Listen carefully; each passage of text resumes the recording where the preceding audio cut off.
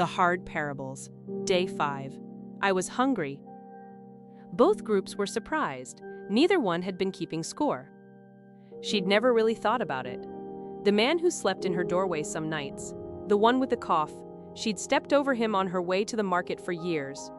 Some days she gave him bread, some days she didn't. He smelled. There were so many like him. Now the woman stands in a hall she can't name, in a light too bright to bear. The king on the throne is telling her she never fed him. She'd never seen this king and would surely have remembered. She'd have given him anything.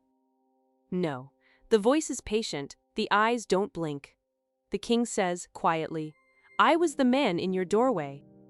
She tries to picture the man's face. She can't. She passed him too many times. The face is a blur. The hunger is a blur. And the whole street has gone the same way in her memory. Around her, people are being pulled apart from one another. Some are weeping. Some just stand there, hollow, the whole sum of their lives coming undone. The hall is very quiet. She has time now to remember him, all the time in the world. The woman had grown up on the prophets. Her grandmother used to recite Isaiah at the loom.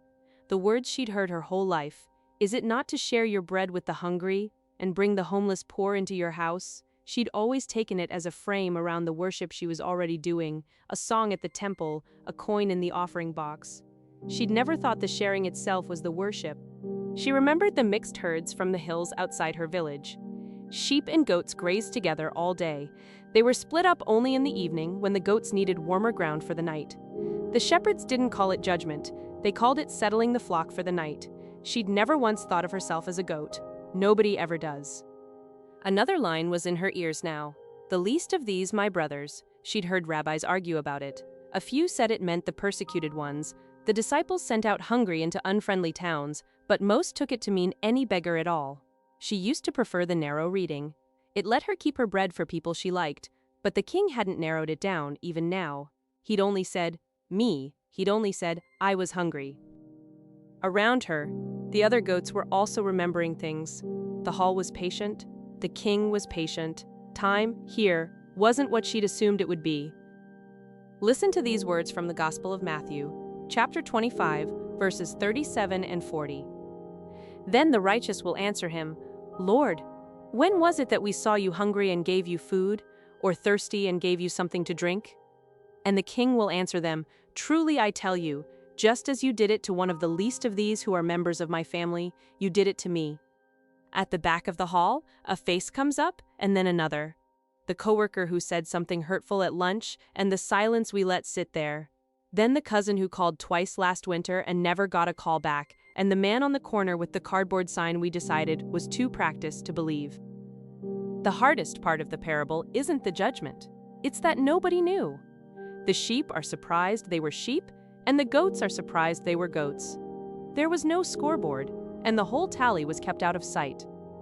What ended up counting was the small, unnoticed gesture. The bread handed over half annoyed, the listening we did when we wanted to be somewhere else, the moment we slowed down enough to treat him like a real person. Some of the church's older writers said, the king is truly there in the body of the poor, in the body of the prisoner, in any face we'd rather not look at. An early preacher named Chrysostom taught it from the pulpit. A pastor named Bonhoeffer wrote it from a prison cell, and Dorothy Day, who ran shelters for the poor, lived it out. None of them softened it.